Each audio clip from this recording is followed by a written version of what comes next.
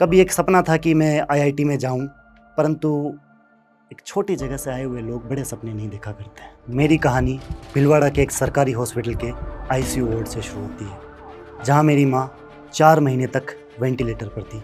आसपास के सभी लोग उम्मीदें छोड़ चुके थे। शायद मेरी माँ भी ये सोच चुकी थी कि आगे जीवन का क्या होगा। तब उसी आईसीयू वार्ड में उनका हाथ पकड़े हुए मैंने उनके कान में एक चीज़ फुसफुसाई कि अभी रुको, अभी समय है, अभी आपके अपने बेटे को कलेक्टर बनते हुए देखना है।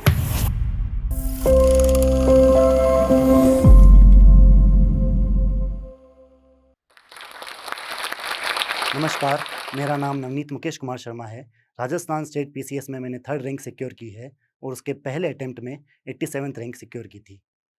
आपने जो नाम नवनीत सुना है, ये मेरी माँ ने ही रखा था। एक बड़े अफ़सर, एक बड़े टॉपर के नाम पर, नवनीत लोहीवाल जी के नाम पर मेरा नाम नवनीत रखा था और एक माँ की आशा थी कि मेरा बेटा भी एक बड़ा आदमी बने, एक बड़ा अफ़सर बने। उन माँ की आशाओं को पूरा करने के लिए मैं लगातार तपता रहा, मैं लगातार जूझता रहा। कभी एक सपना था कि मैं आईआईटी में जाऊँ, परंतु एक छोटी जगह से आए हुए लोग बड़े सपने नहीं देखा करते हैं। मेरा जन्म एक छोटे से गाँव में हुआ, जिसकी जनसंख्या कुल 40-50 थी। उस क्षेत्र से आया हुआ एक व्यक्ति एक सपना देखता है या उसकी माँ एक सपना देखती है कि मेरा बेटा एक दिन बड़ा आदमी बनेगा, एक दिन अफ़सर बनेगा, और वही बेटा उस सपने के लिए सब कुछ कर जाता है।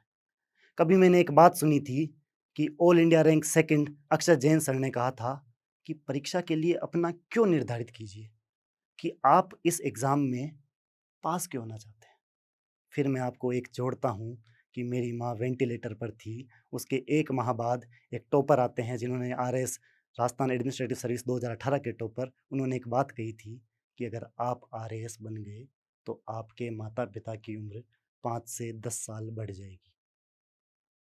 एक बच्चा जो अभी 21 साल का भी नहीं हुआ था, उसके सामने कोई ऐसी बात कह देता है कि आपके माता-पिता की उम्र बढ़ जाएगी और वही माता जब वेंटिलेटर पर है, तो उस बच्चे के लिए इससे बड़ा क्यों कुछ नहीं हो सकता। लिए चलता हूँ आपको 2 साल पहले, जब एक बात हुई थी, एक छोटा-सा शॉर्ट्स मेरे सामने आया था, उसमें प्रैक्टिकल करने के लिए कहा गया था कि अपने घरवालों से पूछिए कि उनके लिए ये बचे हुए जीवन की सबसे बड़ी खुशी क्या है? मेरी माँ जिनका जीवन शायद 15-20 साल और बचा होगा और मेरे पिताजी जिनका जीवन भी अब इतना ही रहा होगा, वो हँसते-मुस्कुराते हुए कहते हैं कि बेटा, तू सरकारी नौकरी लग जा, तू आरएस बन जा, उससे बड़ी खुशी हमारे लिए इस जीवन में कुछ नहीं है। एक माता-पिता जिनके लिए इससे बड़ी खुशी कुछ नहीं है कि उनका बेटा सफल हो जाए, उनका बेटा आगे बढ़ जाए, तो प्रयास तो उस बेटे को करना ही चाहिए। उसके 1 महीने बाद जब मेरे पिताजी शिव जी को जल अर्पण कर रहे थे, उन्होंने एक सेल्फ़ी अपलोड की थी। उस सेल्फ़ी में उनके गर्दन के पास की लटकी हुई चमड़ी मैंने देखी थी और मेरे मम्मी की वही बात मुझे याद आई थी कि बचे हुए 15-20 साल की सबसे बड़ी खुशी ये है कि मैं आरएएस बन जाऊँ। तो क्यों ना मैं ये खुशी उनको दे दूँ। तो हम थोड़ा पीछे चलते हैं। साल था 2017, जब मैंने कक्षा 10वीं पास की थी। मेरे सामने एक ख्वाब था कि क्या मैं आईआईटी की तैयारी करने कोटा जाऊँ। पर शायद मेरे दिमाग में कहीं न कहीं एक बात थी कि छोटी-सी जगह के आए हुए लोग बड़े सपने नहीं देखा करते हैं।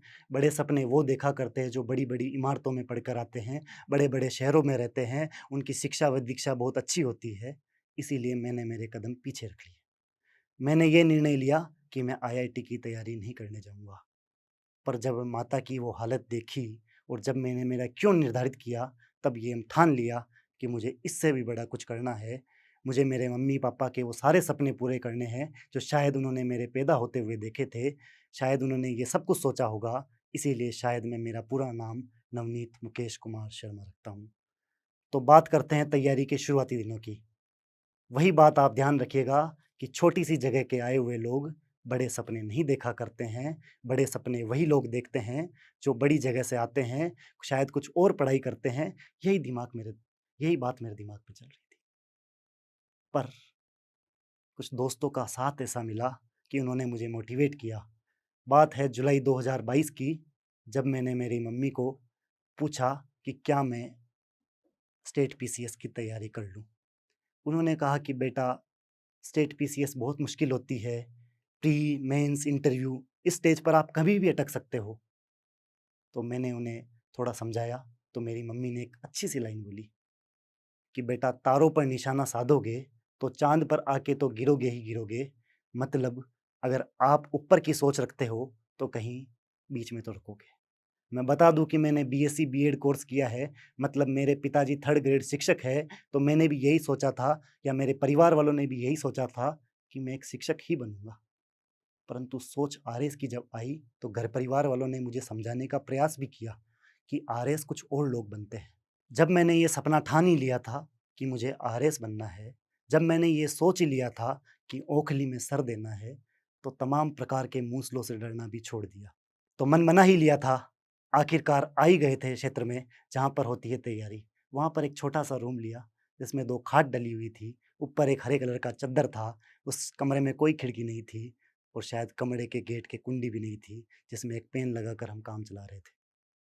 उस जगह रहकर जहाँ पर 40 लोग रहते हैं, शेयर्ड वॉशरूम था, उस क्षेत्र में मैं रह रहा था। नहाने के लिए भी एक अलग-सा स्ट्रगल था कि एक लाइन लगा करती थी और बाथरूम के अंदर जाने के बाद भी सबसे पहले कीड़ों से मुलाकात हुआ करती थी। मैंने ये निर्णय लिया कि अब मैं लाइब्रेरी में ही सोया करूँगा, लाइब्रेरी में ही पढ़ूँगा। मेरी दैनिक क्रिया भी लाइब्रेरी में ही हुआ करती थी। लाइब्रेरी में एक छोटा-सा पलंग था जिस पे सिर्फ़ प्लाई लगी थी, कोई गद्दा भी नहीं था। वहीं मैंने सोना की शुरुआत की थी। लगभग 6 महीने तक मैं लाइब्रेरी में ही सोया और वहीं मैंने मेरी तैयारी पूरी की। इस दौरान अनेक-अनेक कठिनाइयाँ आई। कुछ लोग ताने भी मारते कि ऐसे ही थोड़ी ना बना जाता है। अलग-अलग परेशानियाँ भी आती क्योंकि मैं ऑनलाइन मीडियम से तैयारी कर रहा था। एक बड़ा ग्रुप नहीं था, एक बड़ा सर्कल नहीं था, कोई मेरा गॉडफ़ादर नहीं था जो मुझे गाइडेंस दे दे। इन तमाम प्रकार की परिस्थितियों से लड़ता, जूझता मैं लगातार आगे बढ़ता रहा। उस समय एक प्रकार से मैं डिप्रेशन में जा चुका था। मेरा मन करता था कि जो आदमी पढ़ाई कर रहा है उसकी किताबें फाड़ दूँ। मुझे ऐसा लगता था कि मैं किसी भी वक़्त मर सकता हूँ। जिस बाइक से मैं जा रहा हूँ वो बाइक गिर जाएगी या फ्लाईओवर से नीचे मैं कूद जाऊँगा। जिस बस में मैं ट्रैवल कर रहा हूँ वो बस पलट जाएगी या ट्रेन का डिब्बा पटरी से उलट जाएगा। उन तमाम प्रकार के डिप्रेशन बीमारियों से जूझते हुए मैं आगे बढ़ा। मेंस का समय आया। मेंस के 2 महीने पहले लार्ज इंटेस्टाइन में समस्या थी। सिटिंग आवर्स बहुत ज़्यादा होने की वजह से और कमज़ोरी के कारण रीढ़ की हड्डी के पास का मांस फट चुका था और मैं पेपर देने गया। आज भी मुझे याद है पब्लिक एडमिनिस्ट्रेशन का वो मॉक टेस्ट था। तब मैंने यही सोचा था कि आज मेरे सामने ये परिस्थिति आ सकती है, तो एग्ज़ाम के दिन भी मेरे सामने ये परिस्थिति आ सकती है। 3 घंटे उस फटी हुई माँस के साथ मैं पेपर देता रहा और हर्ष की बात ये है कि उन 10,000 लोगों में से पहला स्थान मैंने अर्जित किया था। तब जो खुशी हुई कि मैं तमाम दर्द के बावजूद अगर मैं सफल हो सकता हूँ, तो शायद मैं आरएएस भी बन सकता हूँ। इन सभी तमाम परिस्थितियों के बाद आगे बढ़ता रहा, मेंस पास हुआ, इंटरव्यू पास हुआ, रैंक आई 87। तब मैं पीछे मुड़कर कहीं देखता हूँ कि उन कॉलेज के दिनों में जब मुझे लोग आवारा कहा करते थे, उन कॉलेज के दिनों में मुझे लोग कहते थे कि ये इधर-उधर घूमता रहता है, इसके पढ़ाई से कोई लेना-देना नहीं है। तब मुझे याद आता है कि मेरे 2 दोस्त रात के 3 बजे, महीना था जनवरी 2022, जब मैं उन्हें कहता हूँ कि ये लोग सब मेरे बारे में क्या बोलते हैं कि मैं आवारा हूँ, मैं जीवन में कुछ नहीं कर सकता। आवेश में आते हुए मैंने उन्हें मेरे दोस्तों को कहा कि 4 साल का समय दीजिए। आज के 4 साल बाद नवनीत मुकेश कुमार शर्मा कहीं जाएगा, तो सभी लोग देखेंगे कि नवनीत मुकेश कुमार शर्मा आ रहा है। बात कुछ और भी जुड़ती है कि शिक्षक का बेटा शिक्षक बनने के लिए किसी एक छोटी-सी कोचिंग में गया था। 2022 का साल था। 2016 के टॉपर जिनकी 400वाँ स्थान आया था, उनका पोस्टर लगा हुआ था। मैंने हँसते-मुस्कुराते हुए उस कोचिंग के ओनर से पूछा कि इनका पोस्टर क्यों लगा रखा है? तो उन्होंने कहा था ये आरएस है, आपको आपका लगवाना है, तो आप ही आरएस बन जाओ।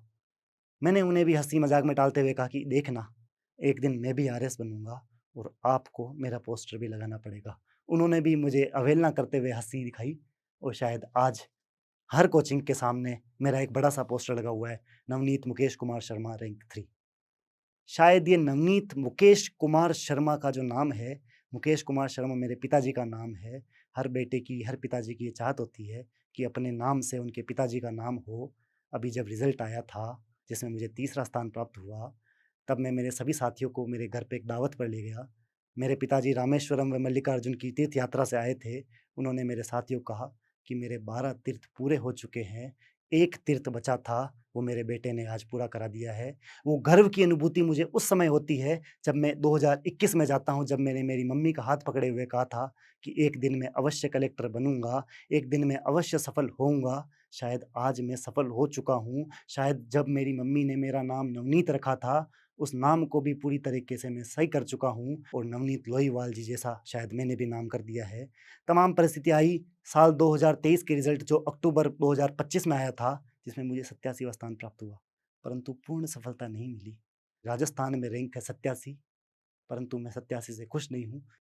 उस मायूसी में कभी न कभी मेरे को फिर पुरानी बातें याद आती है। तैयारी के दौरान मुझे मेरे घरवाले कहा करते थे कि तू पागल हो जाएगा। तमाम प्रकार के डिस्ट्रैक्शंस आते, अपोज़िट जेंडर का आता, तो मैं गंजी करा लिया करता।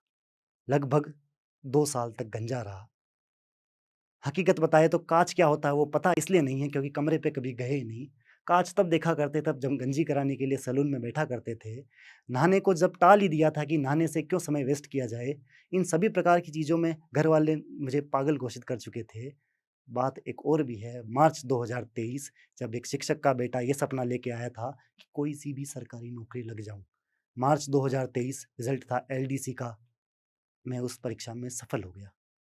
घर में सब खुश थे, मैं भी खुश था, तभी मेरी बहन, मुझे आज भी वो दिन याद है, मेरे बालों में तेल लगा रही थी और कान में फुसफुसाते हुए कहती है कि मोहित, मेरा घर पे नाम मोहित है, उससे उसी भावना से कहती है कि Mohit, early success is not success. अगर हम जल्दी सफल हो रहे हैं, इसका मतलब हम हमारी लिमिटेशंस को बहुत कम कर रहे हैं, हम अपना दायरा बहुत कम कर रहे हैं कि मैं इतना ही जा सकता हूँ।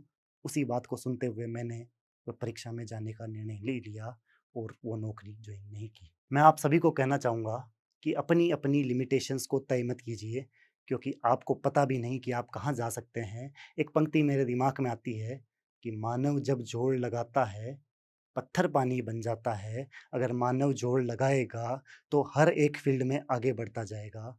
बात की शुरुआत फिर वहीं से करते हैं।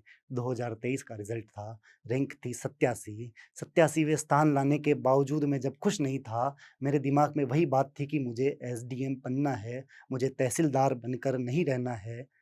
ऑफ़िसर ट्रेनिंग स्कूल में रिज़ल्ट के बाद मैं गया, जहाँ पर सभी एसडीएम, सभी डीवाईएसपी तैयारी कर रहे थे। मुझे इन्फीरियर महसूस हुआ कि मैं इनके काबिल नहीं हूँ, इनके बीच में बैठने के काबिल नहीं हूँ, ये सब बड़े अफ़सर हैं और शायद मैं कहीं न कहीं छोटा रह गया। मैं खुश हो सकता था 87वें स्थान के बाद कि मैं तहसीलदार बन चुका हूँ, एक बड़ी ओहदे पर हूँ, पर वही मेरी बहन की बात कि जल्दी सक्सेस नहीं है। हम हमारी लिमिटेशंस को सेट कर रहे हैं। मैंने मेरी लिमिटेशंस का दायरा बढ़ाते हुए ये निर्णय लिया और ये निर्णय मैंने सभी लोगों के सामने बोला था कि इस बार मेरी 87वीं रैंक है। एक कक्षा में मैंने बोला था कि मैं वापस आऊँगा और ये वीडियो चलाऊँगा और कहूँगा कि आज आपके सामने असिस्टेंट कलेक्टर नवनीत मुकेश कुमार शर्मा खड़ा है। और शायद उस रात को जब मैं रोया था ओटीएस से आने के बाद कि मैं उस काबिल नहीं बन पाया जहाँ पर वो लोग हैं, मुझे और मेहनत करनी चाहिए। मेरे इंटरव्यू में जो 43 नंबर आए, उनमें लगातार सुधार किया और इस बार इंटरव्यू में मार्क्स इम्प्रूव करते हुए 60 नंबर ले आया। फाइनली अब रिज़ल्ट का दिन आ चुका था। रिज़ल्ट के दिन में तमाम बातें मेरे सामने चल रही थी कि क्या मैं ओटीएस में रोया था और वहाँ कसम खाई थी कि अगली बार मैं ओटीएस तभी आऊँगा जब मैं इस काबिल हो जाऊँगा कि मैं ओटीएस आ सकता हूँ। क्या मैं इस लायक बनूँगा? क्या मैं वो तमाम वादे जो उस क्लास में कराया था, क्या मैं तमाम वादे जो 2021 में मेरे माँ के हाथ को पकड़े हुए कराया था कि मैं कलेक्टर बनूँगा, क्या मैं वो कर भी पाऊँगा या नहीं? लगभग सवा 12 बजे थे, रिज़ल्ट एकदम पीडीएफ आई। पीडीएफ आते ही रोल नंबर के सामने लिखी थी रैंक नंबर 3। रैंक नंबर 3 देखते ही पहले मैंने मेरे घर परिवार को फ़ोन किया और मेरे पिताजी ने रोते हुए कहा कि इतनी खुशी मुझे कभी नहीं हुई है और शायद उन्होंने ये भी कहा था कि तूने मुझे आज एसडीएम का पापा बना दिया है। तब मुझे वो बातें याद आती है जो कभी कही थी कि 5 से 10 साल उम्र बढ़ सकती है। तब वो बातें याद आती है कि मेरा नाम नवनीत क्यों रखा गया था। तब मुझे वो बात याद आती है कि छोटे शहर से आए हुए लोग भी बड़े सपने देख सकते हैं। मेरी मम्मी इतने खुश थी कि अब मैं शायद बाहर साड़ी पहन के जाऊँगी तो मुझे नई साड़ी पहननी पड़ेगी, क्योंकि मुझे सभी लोग जानते हैं कि एसडीएम की मम्मी है। ये खुशी आप तभी दे सकते हैं जब आप अपने हर फील्ड में लगातार मेहनत करते रहे। अगर मैं उस समय मेहनत करना छोड़ देता, अगर मैं उस समय ये मान लेता कि छोटी जगह से आए हुए लोग बड़े सपने नहीं देखा करते हैं, तो शायद मैं एलडीसी ही बन जाता। अगर मेरी बहन की बात नहीं मानता, अपनी लिमिटेशंस को मैं सेट कर चुका होता, तो शायद आरएस नवनीत मुकेश कुमार शर्मा या असिस्टेंट कलेक्टर नवनीत मुकेश कुमार शर्मा नहीं होता, कोई लाल फाइलों को कंप्यूटर में टाइप करके एक एलडीसी हाई कोर्ट में बैठा होता और शायद कोई ये आपको कहानी भी नहीं बता रहा